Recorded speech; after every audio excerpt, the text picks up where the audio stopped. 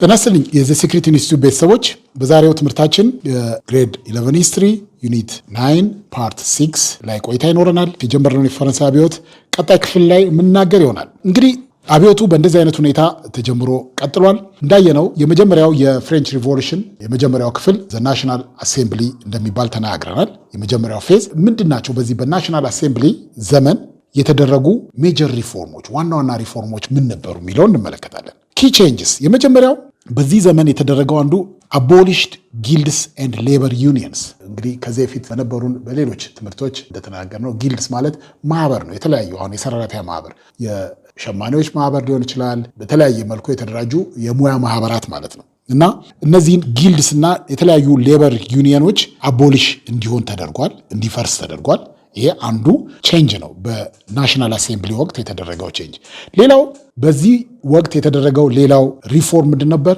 አቦሊሽድ ስፔሻል ፕሪቪሌጅስ ኤንድ ኢምፕሊመንትድ ኒው ታክስስ። ከዚህ በፊት እንደተናገር ነው ፕሪቪሌጅድ እና አንፕሪቪሌጅድ በሆነ ክላስ የተከፈለ ነበር ብለናል። ግብር የማይከፍሉ አሉ፣ ፕሪቪሌጅድ የሆኑ ክፍሎች አሉ፣ አንፕሪቪሌጅድ የሆኑ ክፍሎች ነበሩ። ይሄ እንዲቀር ነው የተደረገው። አቦሊሽድ ስፔሻል ፕሪቪሌጅ የሚባል ከዚህ በኋላ የለም። ሁሉም ኢኳሊ ኢንታይትልድ ነው። ሁሉም መክፈል ያለበትን ግብር ሁሉም ይከፍላል። በፊት የተወሰነው የህብረተሰብ ክፍል ብቻ ነበር የሚከፍለው። አሁን ግን ሁሉም እንዲከፍል ተደረገ። ስለዚህ ኢምፕሊመንትድ ኒው ታክስስ ነው። ይሄ ኒው ታክስ ፕሪቪሌጅድ የሆነ ታክስ የማይከፍል የሚከፍል የሚባል የለም። ሁሉም የሚከፍልበት ስርዓት ተደረገ። ይሄ አንዱ ሌላው ስር ነቀል የሆነ ሪፎርም ነው። ሌላኛው ስታብሊሽድ ዘ ኮንስቲቱሽን ኢን 1791 ኮንስቲቱሽን ተረቆ ተግባራዊ የተደረገበት ነው። በ1771 ኮንስቲቱሽን ተግባራዊ የተደረገበት ነው። እንደምታስታውሱት ዘ ቴንስ ኮርት ኦዝ ሰርድ ስቴት የነበሩት በኋላ ስማቸውን ናሽናል አሴምብሊ ብለው የጠሩት ምንድን ነው? ኦዝ ያደረጉት ወይም ደግሞ ቃለ መሐላ ላይ ያደረጉት ለአንድ ነገር ነው። ኮንስቲቱሽን እስኪኖር ድረስ አንበተንም፣ እስከ መጨረሻ እንታገላለን የሚል ቃል ኪዳን የተገባቡበት ነው። ስለዚህ ይሄ ኮንስቲቱሽን የመጀመሪያው እንግዲህ 1791 ላይ ተግባራዊ የተደረገ ነው። ሌላው ዘ ዲክላሬሽን ኦፍ ዘ ራይትስ ኦፍ ማን ኤንድ ሲቲዝን ኢንትሮዲውስድ ዲክላሬሽን የታወጀበት ነው። ይህ እንግዲህ የኢንላይትመንት ተጽዕኖ በጉልህ የምናይበት ነው። እያንዳንዱ ሰው ያለው መብት እንደ ዜጋ እንደ ሰው ዲክላሬሽን ኦፍ ዘ ራይትስ ኦፍ ማን ኤንድ ሲቲዝን የሚባል ኢንትሮዲውስ የተደረገበት ነው። እነዚህ እንግዲህ የመጀመሪያው ፌዝ ኦፍ ዘ ፍሬንች ሪቮሉሽን ብለን የምንለው ዘ ናሽናል አሴምብሊ ጊዜ የተደረጉ ዋና ዋና ሪፎርሞች ናቸው። ምንድን ነው ይሄ? በተለይ መጨረሻ ላይ ዲክላሬሽን ኦፍ ዘ ራይት ኦፍ ማን ኤንድ ሲቲዝን የተባለው ዲክሌር የተደረገው ምንድን ነው ውስጡ ያቀፈው ብለን ስንመረምር መጀመሪያ ፕሪንሲፕሉ ውስጡ የያዘው አንደኛ ፍሪደም ኦፍ ሪሊጅን፣ ሰዎች የእምነት ነፃነታቸው ሊከበርላቸው ይገባል። ፍሪደም ኦፍ ስፒች፣ ሀሳባቸውን በነፃነት የመግለጽ መብታቸው ሊከበርላቸው ይገባል።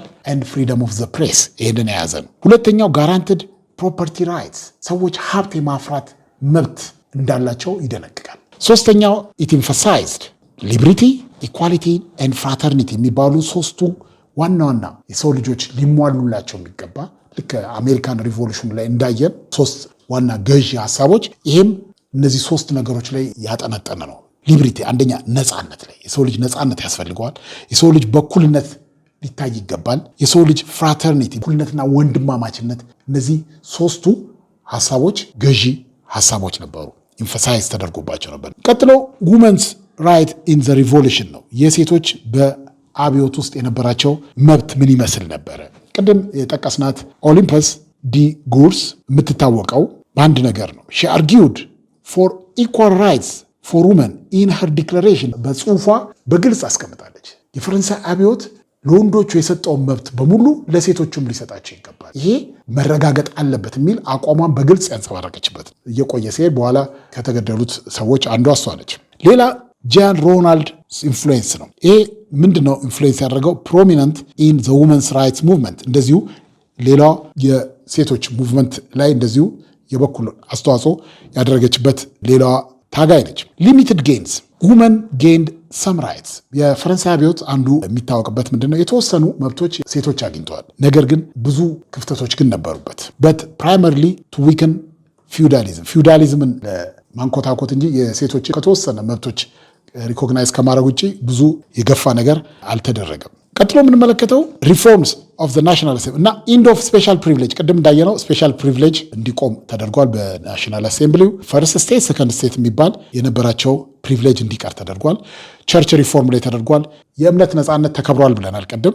ሌላው የተደረገው ምንድነው? ቸርች ላንድ እንዲነጠቅ ተደርጓል፣ የቤተ ክርስቲያን መብት። ምክንያቱም አንዱ የኦልድ ሬዥም ፍራንስ ቸርች ነበር፣ ክለርጂ ነበሩ ብለናል። ፈርስት ስቴት እና ቤተክርስቲያን ታይት የሚባል ከእያንዳንዱ ግብር ከዚህ ከአምፕሪቪሌጅ ከሆነው ህዝብ ግብር ትሰበስባለች እና በጣም ሀብታም ነበረች። እና ይሄ የቸርች ላንድ አንዱ የብዝበዛው መሰረት ስለነበረ የቤተክርስቲያን መሬት ሲዝ እንዲደረግ ተደረገ፣ እንዲወሰድ እና ለገበሬዎች እንዲከፋፈል ተደረገ።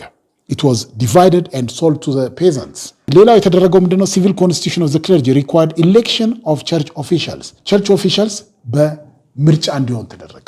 እነዚህ የተደረጉ ሪፎርሞች ነበሩ። ቀጥሎ ሌጂስሌቲቭ አሴምብሊ ነው። እንግዲህ እንዳየነው ሁለተኛው ፌዝ ኦፍ ዘ ፍሬንች ሪቮሉሽን ሌጂስሌቲቭ አሴምብሊ ነው። ፎርሜሽን ኢት ዋዝ ስታብሊሽድ ኢን 1791 ነው። ሌጂስሌቲቭ አሴምብሊ ህገ መንግስቱን ያጸደቀው ወይም አርቅቆ ያጸደቀው በሌጂስሌቲቭ አሴምብሊ ጊዜ ነው እና የጀመረውም በ1791 ነው። ህገ መንግስቱ እንደጸደቀ ከዛ እስከ 1792 ድረስ ቆይቷል። ይሄ ሌጂስሌቲቭ አሴምብሊ የሚባለው ዘመን። በዚህ ጊዜ የንጉሳውያን ቤተሰብ ሉዊስ 16 እና ቤተሰቦቹ ለማምለጥ ሙከራ አድርገው ነበር። የአብዮቱ የመቀጣጠል ሁኔታ በጣም ስላሳሰባቸው፣ ለደህንነታቸው ስላሳሰባቸው ለማምለጥ ሙከራ ያደርጋሉ። ሮያል ፋሚሊ አቴምፕትድ ቱ ፍሊ። ይሄ በፈረንሳይ ታሪክ ውስጥ ምን ይባላል? ዘ ፍላይት ቱ ቨሬን ይባላል። ዘ ፍላይት ቱ ቨሬንስ ይባላል። ቨሬንስ የምትባል ቦታ ላይ ነው የተያዙት። ወደ ኦስትሪያ ለማምለጥ ሙከራ ያደርጋሉ ንጉሱና ቤተሰቡ። ንጉሱ ሚስቱን ቤተሰቡን ይዞ ከፓሪስ ለቆ አምልጦ ተራ ሰው መስሎ እሱና ቤተሰቡን ይዞ ከፓሪስ ጠፍቶ ወደ ኦስትሪያ ለማምለጥ ያደረገው ሙከራ ነው። ምን ይባላል በታሪክ? ፍላይት ቱ ቨሬን ይባላል። ነገር ግን አልተሳካም። ወደ ኦስትሪያ ነበር ሊያመልጥ የነበረው። ቦርደር አካባቢ ተይዟል፣ ቨሬንስ የምትባል ቦታ ላይ። ለምንድነው ወደ ኦስትሪያ ለማምለጥ የሞከረው ብለን እንትን ስንል ኦስትሪያ ከዚህ በፊት እንዳልነው ሜሪያ አንቶኔት ኦስትሪያ ነች። የኦስትሪያ ንጉስ ሊዮፖልድ II ወንድሟ ነው። ስለዚህ ፕሮቴክሽን ፍለጋ ወደዛ ማምለጥ ነበረባት። ነገር ግን አልተሳካም። ጠረፍ ላይ ተይዘው ተመልሰዋል። ይሄ ግን ከፍተኛ ቁጣ የፈረንሳይ ህዝብ ላይ ከፍተኛ ቁጣ ነው የፈጠረው። ምክንያቱም እንደ ከዳተኛ ነው የተቆጠረው። አብዮቱ የመጣበት የህዝቡን ቁጣ አቀጣጥሎታል። ከዚህ በኋላ አብዮቱ በጣም በከፍተኛ ሁኔታ እየተቀጣጠለ የሄደበት ሁኔታ ነው። ኦፖዚሽን ቱ ዘ ሪቮሉሽን። እንግዲህ አብዮቱ ፈረንሳይ ውስጥ እንደዚህ ሲቀጣጠል አብዮቱን ደግሞ ለማኮላሸት አብዮቱን ደግሞ በእንጭጩ ለመቅጨት ብዙ ሙከራ ተደርጎ ነበር። ልክ ፈረንሳይ አብዮቱ ሲቀጣጠል የፈረንሳይ አይነት ኦልድ ሬዥም የፈረንሳይ አይነት አገዛዝ ያለባቸው ሌሎቹ አውሮፓ ሀገራት ሀያል ሀገራት ተመሳሳይ አውቶክራቶች ናቸው። ስለዚህ ፈረንሳይ ውስጥ የተጀመረው አብዮት ነገ ወደኛም መቀጣጠሉ ስለማይቀር ተባብረን አንድ ነገር ማድረግ አለብን በሚል አብዮቱን ከፈረንሳይ ጋር የፈረንሳይን አብዮት ለማኮላሸት እንቅስቃሴ ተጀምሯል። ይህን እንቅስቃሴ በከፍተኛነት ከሚመሩት አንዱ ኦስትሪያ ነች። ኦስትሪያ አንደኛ አውቶክራት ነች፣ ሁለተኛ ነገር ወንድሟ ነው። የንግስቲቱ ወንድም ኪንግ ሊዮፖልድ II የማሪ አንቶኔት ወንድም ነው። ስለዚህ ኦስትሪያና ሌሎች አገሮች ህብረት በመፍጠር ፈረንሳይን ለመውረር እንቅስቃሴ ያደርጋሉ። አብዮቱን ለመቅጨት ለማኮላሸትና የነበረው ስርዓትን እንደገና ወደ ቦታው ለመመለስ ሞናርኪውን ፈረንሳይ ውስጥ የተደረገውን ለውጥ በመቃወም የነበረውን አገዛዝ መልሰው ወደ ቦታው ለማድረግ እንቅስቃሴ ይጀምራል። ስለዚህ ኦፖዚሽን ቱ ዘ ሪቮሉሽን የምንለው እሱን ነው። አንደኛ ኖብልስ ኤግዛይል አድርገዋል። ኖብሎቹ ሸሽተው ወደ ጎረቤት ሀገራት ገብተዋል። ኦስትሪያና የመሳሰሉት ሀገሮች ሸሽተው ገብተዋል። ኢሚግሬስ ያልናቸው ሸሽተው ገብተዋል። እዛ ገብተው እዛ የሸሹባቸው ሀገሮችን አስተባብረው እንደገና ፈረንሳይን ለመውጋት ከነሱ ጋር አብሮ ለመውጋትና አብዮቱን ሪቨርስ ለማድረግ በእንጭጩ ለመግጨት እንቅስቃሴ ይደረጋል። ስለዚህ ኖብልስ አብሮድ ሶ ቱ ሪስቶር ዘ ኦልድ ሬዥም ዊዝ ፎሬን ሄልፕ በውጭ ሀያል ሀገራት እርዳታ ከዚህ ከፈረንሳይ ሸሽተው የሄዱት የገዢ መደቦች በውጭ መንግስታት ተረድተው ወደ ፈረንሳይ ጦር ለማዝመት እንቅስቃሴ እያደረጉ የውጭ መንግስታትም የጋራ ፍላጎት አላቸው። ምክንያቱም ይሄ አብዮት ፈረንሳይ የተጀመረው አብዮት ነገ እያንዳንዱ አገር መስፋፋቱ ስለማይቀር ተመሳሳይ የሆነ አውቶክራቶች ስለሆኑ ኦልድ ሬዥማቸው ከፈረንሳይ ብዙም የሚለይ ስላልሆነ ይሄ አብዮት እነሱ ጋር እንደሚመጣባቸው እርግጠኛ ስለሆኑ አብዮቱን በእንጭጩ ለመቅጨት ተባብረው ፈረንሳይን ሪቮሉሽን ለማኮላሸት ህብረት መፍጠር የጀመሩበት ጊዜ ነበር። ይህንን በማስተባበር ነገር ኖብሎቹ የሸሹት ኖብሎች ትልቅ ሚና ተጫውተዋል። ከዛ በኋላ ምን ሆነ? ኢመርጀንስ ኦፍ ዚ ፖለቲካል ፓርቲስ እና ይሄ ሙከራ ብዙ ቁጣ አስከትሏል። በኋላ ያው ብዙ ጦርነት ተካሂዷል። ሌላው በአብዮቱ ጊዜ የተከሰቱ ሁለት ፖለቲካ ፓርቲዎች ነበሩ። የመጀመሪያው ዘጂሮንዲስት የሚባሉ ነበሩ። ዘጂሮንዲስት የሚባሉት ለዘብተኛ ቡድኖች የያዙ ናቸው። ሌላው ራዲካልና አክራሪ ግሩፕ ነበረ፣ ዘጃኮቢንስ ይባላሉ። ሁለት ፓርቲዎች ተፈጥረው ነበር በአብዮቱ። አብዮቱ የፈጠራቸው ፓርቲዎች ናቸው። አንደኛው ለዘብ ያለ ነው፣ ዘጂሮንዲንስ የሚባል ሞዴሬት ፓርቲ ሲሆን፣ ሌላኛው በተለይ ዘጃኮቢንስ የሚባለው አብዮቱ የከረረ ወቅት ላይ ብዙ እልቂት እንዲፈጠር ያደረጉ ናቸው። በተለይ ዘጃኮቢንስ ፊቸርስ ኦፍ ዘ 1791 ኮንስቲቱሽን እንግዲህ ይሄ ተግባራዊ የተደረገው የ1791 ኮንስቲቱሽን ዋና ዋና መገለጫ ባህሪያቶቹ ምንድን ናቸው የሚለው እንመለከት። ዲሞክራቲክ አስፔክት አለው። የተወሰነ ዲሞክራቲክ አስፔክት ነበር። አንደኛ ሊሚትድ ሞናርኪ ስታብሊሽድ ኪንግ አዝ ሄድ ኦፍ ስቴት። ከዚህ በፊት አብሶሉት ኪንግ ነበሩ፣ አድራጊ ፈጣሪ ነበረ። አሁን ግን ስልጣኑ የተገደበ ንጉስ እንዲሆን ተደርጓል። ሁለተኛ ሎስ ክሪኤትድ ባይ ዘ ሌጂስሌቲቭ አሴምብሊ አቦሊሽድ ፊውዳሊዝም። ፈረንሳይ ውስጥ ፊውዳሊዝምን አቦሊሽ ያደረገ ኮንስቲቱሽን ነው። በፊውዳል አገዛዝ ስርዓተ ማህበር ፈረንሳይ ውስጥ እንዲያበቃለት ያደረገ ኮንስቲቱሽን ነው። ይሄ እንግዲህ ዲሞክራቲክ አስፔክቱ ነው። አንደኛ ንጉሱ ስልጣኑ በህገ መንግስት የተገደበ እንዲሆን አድርጎታል። ኮንስቲቱሽናል ሞናርክ አድርጎታል ማለት ነው በሌላ ነገር። ሁለተኛ ፊውዳሊዝምን አቦሊሽ አድርጓል። ይሄው ኮንስቲቱሽን ግን አንዲሞክራቲክ የሆነ ባህሪም ነበረው። አንዲሞክራቲክ አስፔክቱ ምንድን ነበረ? ቮቲንግ ሊሚትድ ቱ ታክስ ፔየርስ ፕሮፐርቲ ኳሊፊኬሽን ቱ ቮቲንግ ነበረው። መመረጥ የሚችሉት ባለጸጎች ብቻ ነበሩ። ይሄ አንዲሞክራቲክ አስፔክት ኦፍ ዘ 1791 ኮንስቲቱሽን ነው። ዲሞክራቲክ ኤሌመንት ቢኖሩትም አንዲሞክራቲክ የሆነው ኤሌመንቱ ምንድን ነው? ፕሮፐርቲ ኳሊፊኬሽን ቱ ኢሌክሽን የሚባል ነገር አለ። ፕሮፐርቲ ኳሊፊኬሽን ሀብት የሌለው ባለጸጋ ያልሆነ መምረጥም መመረጥም አይችልም ነበር። ስለዚህ ይሄ አንዲሞክራቲክ አስፔክት ነው። ስለዚህ ቮቲንግ ሊሚትድ ቱ ታክስ ፔየርስ ብቻ ናቸው ቮት ማድረግ የሚችሉት። እንደገና ኦፊሰርስ የሚመረጡት ለምርጫ ለውድድር የሚቀርቡት ደግሞ ሀብታም ባለጸጎች መሆን ነበረባቸው። ኦፊስስ ወር ሪዘርቭድ ፎር ፕሮፐርቲ ኦነርስ ባለጸጎች የሆኑ ፕሮፐርቲ ኳሊፊኬሽን። በዚህ የተነሳ ኢሌክሽን ባይ ፕሮፐርቲ ኳሊፊኬሽን ይባላል። ለመመረጥ ባለጸጋ መሆን ነበረበት። ስለዚህ ኦፊሶች የተለያዩ ኦፊሶችን ይዘው የነበሩት ባለጸጎች ነበሩ። ይሄ የ1791 ኮንስቲቱሽን አንዲሞክራቲክ የሆነ ገጽታው ይሄ ነበረ። ኤክስተርናል ትሬቱ ምን ነበረ? እንግዲህ ቅድም እንዳልነው ይህን አብዮት ለማኮላሸት የውጭና የውስጥ ጠላቶች አብረው መንቀሳቀስ ጀመሩ። የውስጥ ጠላቶች የምንላቸው ከዚህ ጥቅማቸው የተነካባቸው ኖብልስ የሸሹት በተለያዩ አቅጣጫ በተለያዩ አጋጣሚዎች ሾልከው ወደ ጎረቤት ሀገራት የሄዱ ኖብልስ ወይም ደግሞ ኢሚግሬስ ተብሎ የሚጠሩት ናቸው። ከማጋ ይተባበራሉ? ከውጭ ሀያላን ሀገራት ጋር የአብዮቱ ወላፈን ያስፈራቸው ሞናርኮች ጋር በመሆን ፈረንሳይን ለመውጋት እንቅስቃሴ ይደረጋል። ኢንቬዥን በአውሮፓን ሞናርክስ እንግዲህ የአውሮፓ ታላላቅ ነገስታት ፈረንሳይን ለመውረር እንቅስቃሴ የጀመሩበት ነው። ፊርስ ኦፍ ሪቮሉሽን ስፕሬዲንግ ሌድ ቱ ኢንቬዥን ባይ ኦስትሪያ ኤንድ ፕሩሺያ። በተለይ በወቅቱ ሀያል ከነበሩ ሞናርኪዎች በንጉስ የሚተዳደሩ ሀያል ሀገሮች ኦስትሪያና ፕሩሺያ ሸሽተው ከሄዱ ኖብሎች ጋር በመሆን ፈረንሳይን የወጉበት ሁኔታ ተፈጠረ። አብዮቱን ዓላማው ምንድነው? አብዮቱን ክራሽ በማድረግ የነበረውን አገዛዝ ወደ ቦታው ለመመለስ ሁለት ነገር ነው። አንደኛ የነበረውን አገዛዝ ወደ ኋላ ይመልሳሉ፣ እንደነበረ ያደርጋሉ። ሁለተኛ ይህን በማድረግ አብዮቱ ወደ እነሱ አካባቢ ወደ እነሱ ተቀጣጥሎ እንዳይመጣና አብዮቱ በሀገራቸው እንዳይከሰት ለማድረግ በማሰብ አብረውት። ሌላው ቅድም እንዳልነው የቤተሰብ ጉዳይም አለበት እዚህ ውስጥ። ምክንያቱም ማሪ አንቶኔቴ ኦስትሪያዊ ነች። በመሆኑም ፕሩሺያና ኦስትሪያ ንጉሱ የማሪ አንቶኔቴ ወንድም ነው ብለናል። ስለዚህ ይህም አንድ ላይ ሆነው አብዮቱን መውጋት ይጀምራሉ። ኮንትሮል ኦፍ ፓሪስ ዘ ኮሚዩን ሌድ ባይ ዳንተን። እንግዲህ ፓሪስን ለመከላከል አገሪቱን ለመከላከል ኮሚቴ ተዋቅሯል ብለናል። ኮሚቴ ኦፍ ፐብሊክ ሴፍቲ ይባላል። ዘ ኮሚዩን ሌድ ባይ ዳንተን የሚባል አብዮተኛ ነው የሚመራው። ቱ ኮንትሮል አዝ ቮተርስ ኤሌክትድ ሪፕሬዘንታቲቭስ። ከዛ ቀጥሎ ዘ ኮንቬንሽን የሚባለው ዘመን ነው። ዘ ኮንቬንሽን በኮንቬንሽን ጊዜ ኒው ገቨርንመንትስ ስታብሊሽ አዲስ መንግስት ተመሰረተ። ይሄ አዲስ መንግስት ሴፕቴምበር 22 1792 ተሰበሰበ።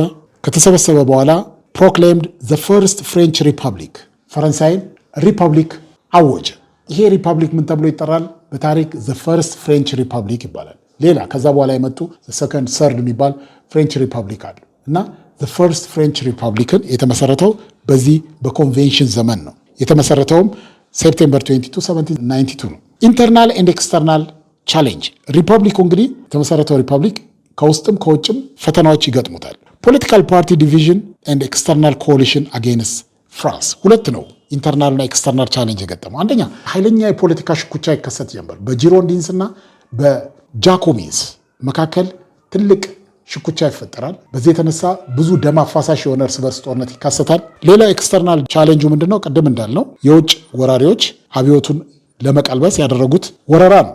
አቦሊሽንግ ኦፍ ዘ ሞናርኪ መጨረሻ ላይ የንጉሳዊ አገዛዝ ስርዓት የተገረሰሰበት ሁኔታ እንመለከታለን። በዚህ መጨረሻ ላይ እንግዲህ አብዮቱ ተቀጣጥሎ መጨረሻ ላይ ሉዊ 16 በዚህ የተቆጣው የፈረንሳይ ህዝብ በተለይ የውጭ ወራሪዎች ፈረንሳይን በመውረር የነበረውን አገዛዝ ወደ ነበረበት ሁኔታ ለመመለስ የተደረገው ሙከራ ህዝቡን ያስቆጣዋል። ንጉሱንም እንደምን ተደርጎ ይቆጠራል? እንደ ካዲ ከኤክስተርናል ከውጭ ወራሪዎች ጋር በማበር ለስልጣኑ ብሎ ከውጭ ወራሪዎች ጋር በማበር አገሪቱ እንድትወረር በውጭ ኃያላን እንድትወረር ያደረገ ካዲ ነው በማለት ህዝቡ ቁጣው ይቀጣጠላል። በዚህም አላበቃም። መጨረሻ ላይ በአገር ክህደት ወንጀል በመወንጀል በነበረው ጊሎቲን የሚባል አንገት መቁረጫ ማሽን በወቅቱ ተግባራዊ ተደርጓል። በዛ በአብዮቱ ወቅት ትልቅ ማሽን ነው። እዛ ላይ ስል የሆነ ቢላዋ ንጉሱን ካጋደሙት በኋላ እዛ አንገቱ ላይ እንዲወድቅ ይደረጋል። ጊሎቲን የሚባል he was guillotined። ዞሮ ዞሮ ምንድነው አንገቱ እንዲቆረጥ ተደረገ። ይሄ የሆነው ጃንዋሪ 21 1793 ነው። ንጉሱ በእንዲህ አይነት ሁኔታ ተገደለ። ብዙም ሳይቆይ ንግስቲቱም በተመሳሳይ ሁኔታ እንደዚሁ ጊሎቲን ተደርጋለች። እሱ ደግሞ ኦክቶበር 16 1793 ነው። በዚህ አቦሊሽን ኦፍ ዘ ሞናርኪ የንጉሳዊ ስርዓት እንዲያበቃ ተደረገ። ነገስታቱ ንጉሱም ከነቤተሰቡ ከነሚስቱ የተገደለበት ሁኔታ እናያለን። ከዛ በኋላ የመጣው ዘ ሬን ኦፍ ቴረር የሚባለው ሽብር የነገሰበት ዘመን ነው። እንግዲህ የፈረንሳይ አብዮት አንዱ የተከሰተው ነገር ምንድነው? ከኃይለኛ የሆነ እርስ በርስ ኃይለኛ የሆነ መጨፋጨፍ የተከሰተበት ነው። ዘ ሬን ኦፍ ቴረር በተለይ ጃኮቢንስ የሚባሉት የመጨረሻ አክራሪ የነበረው ክፍል ሁለት ፖለቲካል ፓርቲዎች እንደተፈጠሩ ተናግረናል። አንደኛው ጂሮንዲን ሲባል ለዘብተኛ ግሩፕ ነው። ሁለተኛው ጃኮቢንስ ይባላሉ። በጣም አግሬሲቭ የነበሩ ግሩፖች ነበሩ። የሚመሩት ዳንተን፣ ቀጥሎ ሮብስፌር፣ ቀጥሎ ማራት በሚባሉ ጃኮቢንሶች ይመራ ነበረ። በዚህ ወቅት ነው ሬን ኦፍ ቴረር አብዮቱን ለመከላከል ተብሎ አብዮቱን ይቃወማሉ የሚባሉ ሰዎች በሙሉ የሚጨፈጨፉበት ጊዜ ነበር። በሺዎች የሚቆጠሩ ዜጎች የተጨፈጨፉበት ዘመን ነው። በኋላ ኮሚቴ ኦፍ ፐብሊክ ሴፍቲ የሚባል ተቋቋመ። ይሄ ኮሚቴ ኦፍ ፐብሊክ ሴፍቲ አሬስትድ ኤንድ ትራይድ ዞስ አኪውዝድ ኦፍ ትሪዝን በአብዮቱ ላይ አሲረዋል ወይም ደግሞ አብዮቱ ላይ ተንኮል ወጥነዋል፣ ተንቀሳቅሰዋል የተባሉ ከ15,000 በላይ የሚሆኑ ዜጎች ታፍሰው የተፈጁበት ወይም ደግሞ ኤክስኪዩት የተደረጉበት ሁኔታ ነው እና ዚስ ፒሪየድ ምን ተብሎ ይጠራል? ዘ ሬን ኦፍ ቴረር ይባላል። በቃ ደም አገሪቱን ያጥለቀለቀበት ወቅት ነበር። አንገት መቁረጫ ማሽን አለ። ብዙዎችን የተፈጁት በዚህ ሁኔታ ነበር። ኢንድ ኦፍ ዘ ሬን ኦፍ ቴረር መጨረሻ ላይ የዘ ሬን ኦፍ ቴረር ብዙዎቹን ከፈጀ በኋላ ሬን ኦፍ ቴረር ሊቆም ችሏል።